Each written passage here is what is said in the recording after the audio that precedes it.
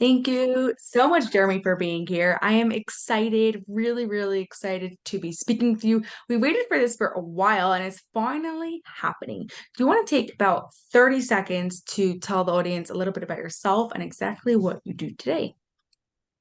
Yeah, sure. Yeah, great to be on the show finally. Sorry about the back and forth. I'm 35 years old. I live in Australia. I've got ADHD and autism, and I've had a history of running multiple businesses, which I think is my ADHD hyperactivity in action. I always had at least two businesses going and often two jobs as well. So, what are those two businesses right now? Right now, I have essentially three. I have a consulting company doing Zoho consulting. I have an app to help people like me with ADHD to concentrate. And the third one is a business around sending text messages from within Zoho CRM. Pretty cool. I love that. Oh, and I love the ADHD energy. So can you take us all the way back to the days of when you started your work in Zoho and like the challenges that happened there that most people don't know about? Yeah. So one of the challenges at that time was I had graduated from university. I did environmental science, and at that time there was very little interest in sustainability. This was in 2011. We were just coming out of the global financial crisis, and there weren't many jobs at all, let alone jobs in sustainability, because at that point our government in Australia didn't really believe in climate change. So it meant that I was struggling to find employment, and I ended up finding initially a volunteer job doing a database. And I was looking around, I found Zoho Creator as something that I could quickly build this database. And they liked it so much they paid me for it. And then I thought, hey, this is fun. Maybe I'll keep doing this. So I ended up continuing to work in the Zoho space, getting clients initially off Upwork.com, which is a freelancer marketplace. Yeah. And then I started doing YouTube videos and blog posts about how to do things within Zoho. And I started to get a lot of inbound jobs. But there were further challenges that I then it grew relatively quickly, and I started hiring people to help, but I didn't really do my due diligence and I didn't train the team that I formed. So I ended up in this precarious cash flow situation where I had a lot of people working for me and a lot of clients, but we weren't delivering work on time. And then clients went into liquidation because they went bankrupt.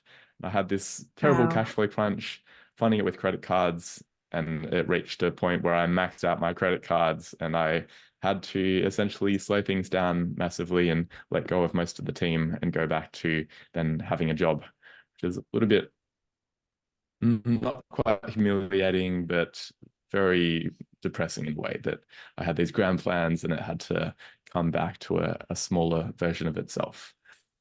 But, Yeah. but Um, take me back a little bit to that moment um before you made your first hire. Like what was your thoughts? What was your processes?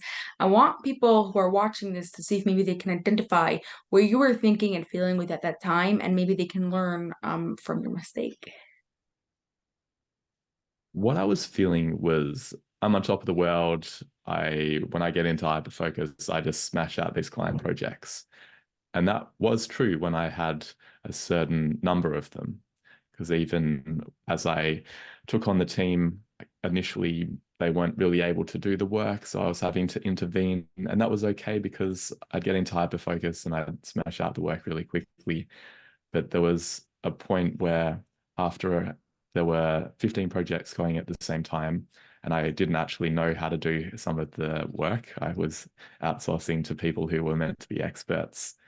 And my I guess optimism about my ability to go in and intervene and solve any problems that came up was misfounded. I wasn't actually able to spin all the plates at that point, and it was very anxiety provoking, saying that there were projects that were behind schedule and I couldn't really do anything about them because if I worked on those, then the other projects would also go behind schedule. Yeah, Just wow. saying yes to everything is not a good idea. Oh, as someone with ADHD, we know exactly what you're talking about, right? Like we could do anything and people who know about the thinking skills that I talk about know that one of the things that people with ADHD struggle with is that actually the thinking skill called understanding reality. And I think Mhm. that was a really good example, and a really good example of it. So I'm just gonna like recap for people listening to see if maybe they can identify within themselves. But essentially, what you're saying is you were feeling on top of the world and you were feeling like you could do anything and you could get into hyper focus mode and just like smash out these client projects and just do everything that you need to do without taking into consideration the quantity and the type of work that it is.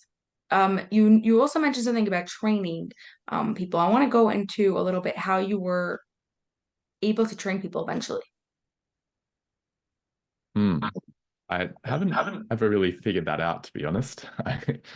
I've found that these days, what I do these days is it's more around the hiring stage. That for me, I've recognized that I work really well with a certain type of people who are basically ADHD themselves.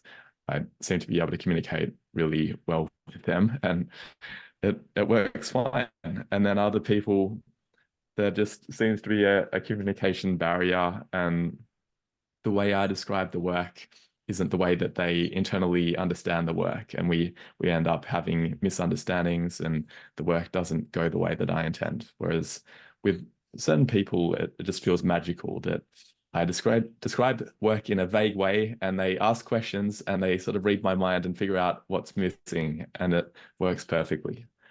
So that's the way that I have historically done training. I'm trying to be more intentional about it now and becoming a better manager, because I think the potentially the autistic side of me doesn't really like doing a lot of in-person or video calls talking about soft and fluffy feelings. I just want to talk about the work, and I've historically mainly done it via chat.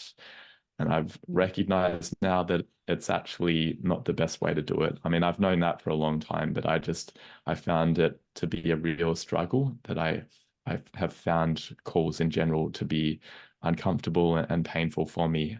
And I've had to, in the last 12 months, just realize, hey, this isn't working. That, I mean, people are trying to do the work, but I don't think I'm filling in the context enough.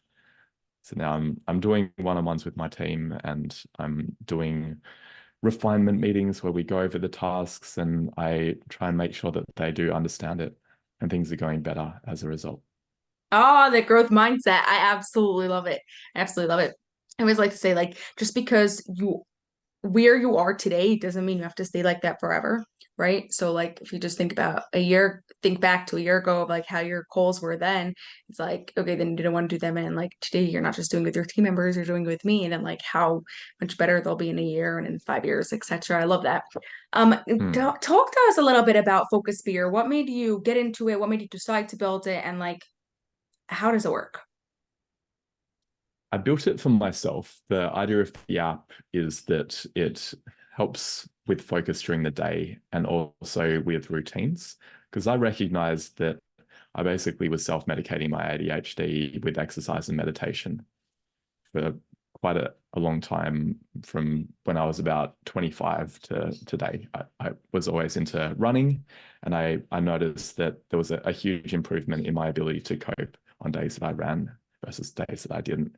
And I was getting to a point where things were getting really busy with my last business towards the end of 2021, because it had grown quite rapidly. And I'm in Australia. A lot of the customers were in the US. So instead of my typical pattern of waking up and going for a run, I was waking up and checking my emails first thing, because there were all these people on the East Coast who I had a very small window to connect with before it was after 5 p.m. their time. I had to wake up at basically 5 a.m. to have any semblance of an overlap. And then just waking up and checking emails is not a good recipe for a healthy and low stress rest of the day. So I was basically going downhill. I could see that there was this vicious cycle of I'd wake up early and check emails and then get stressed and then be in a dysregulated state of mind where it was harder for me to face reality and prioritize.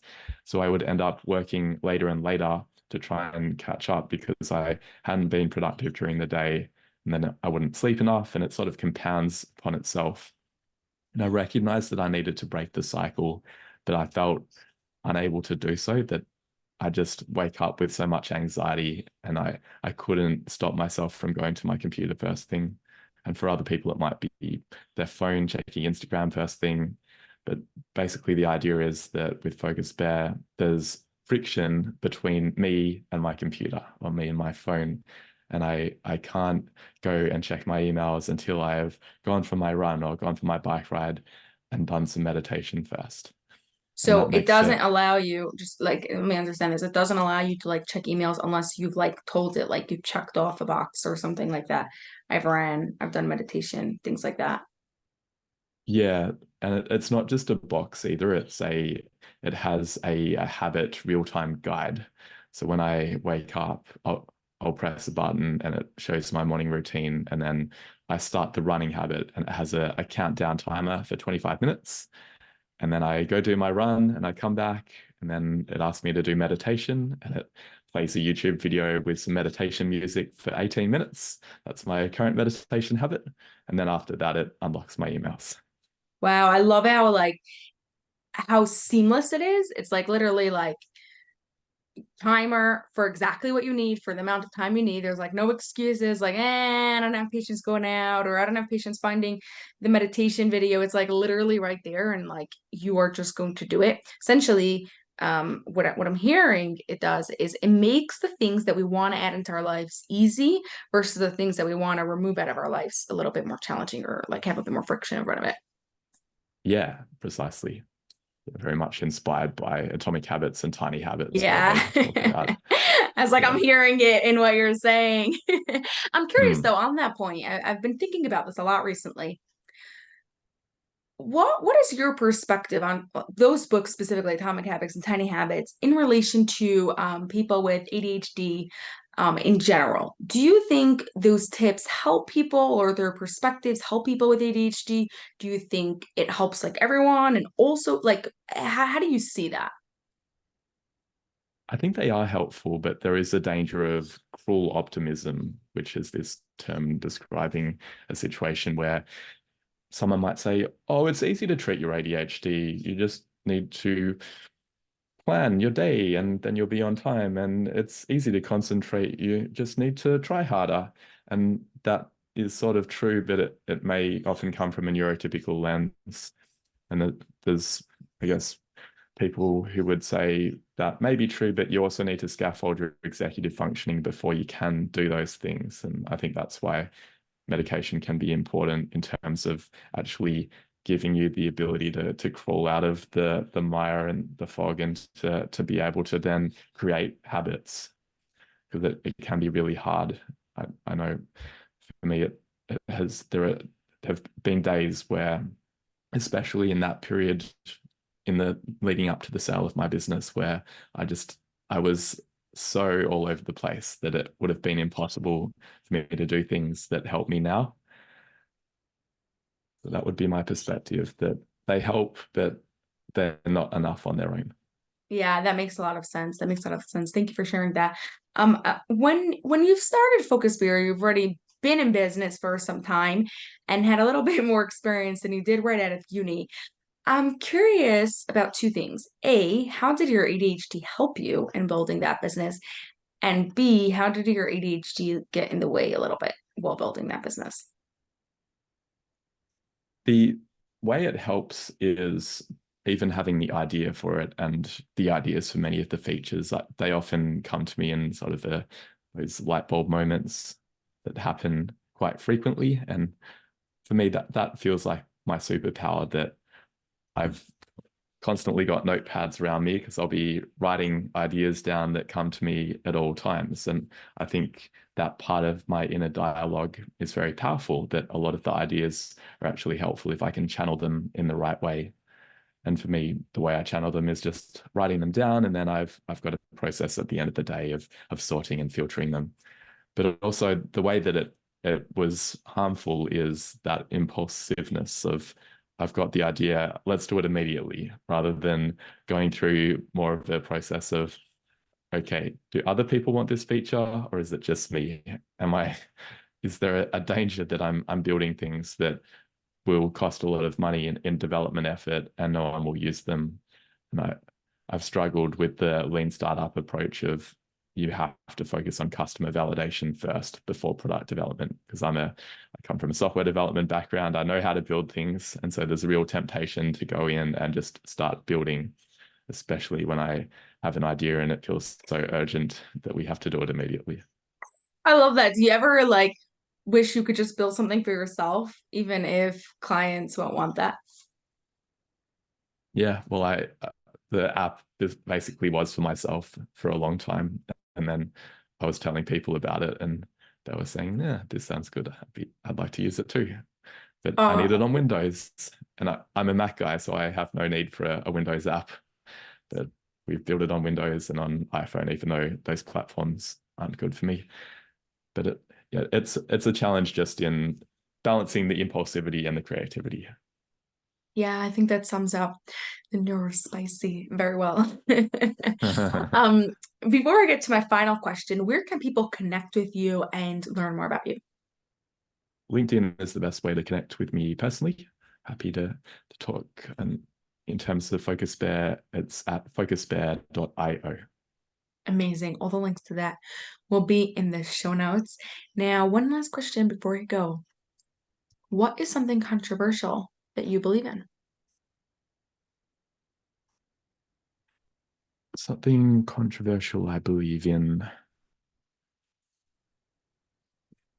I guess one thing would be around donations, charitable donations. I really like the philosophy of effective altruism, which talks about how we need to be very intentional and disciplined with how we do our charitable giving, as opposed to what normally happens, which is that we just give to a charismatic friend who's doing, I don't know, shaving their head for a charity. And it seems like it's helpful, but it may actually, in some ways, not be the best use of funding. And I really like the effective altruism mentality that we need to carefully scrutinize what the different options are and decide, okay, this one looks good, but when we examine the effectiveness and the impact of it, it's actually not as good as just giving money directly to people and they know what to do. As an example, instead of giving them a pig or a horse, there are a lot of charities that used to do that will solve poverty by buying a cow for people. And it turns out that's not as effective as if you just give them money because they know what the best way to deploy that cash. And they're actually just selling the cows if you gave them cows in the first place so that they could buy things that were actually more useful. So I really like that, but it can be quite controversial just in the way that it's very utilitarian and it's saying we need to carefully study things rather than just going with our gut. And Oh, it can be yeah. challenging for me as well because my ADHD instinct is to just fly by the seat of my pants and not really study things carefully. But I try and merge the two. Oh, I love that. I love that so much. First of all, it's not one that anyone has ever mentioned before. And I think if we think about it morally, a lot of people will agree. I do think that disagreements will come in like which organizations are better or worse. And I don't know if like there is like can say the best, even if we all analyze and we compare, we will still come to our own conclusions based on different things.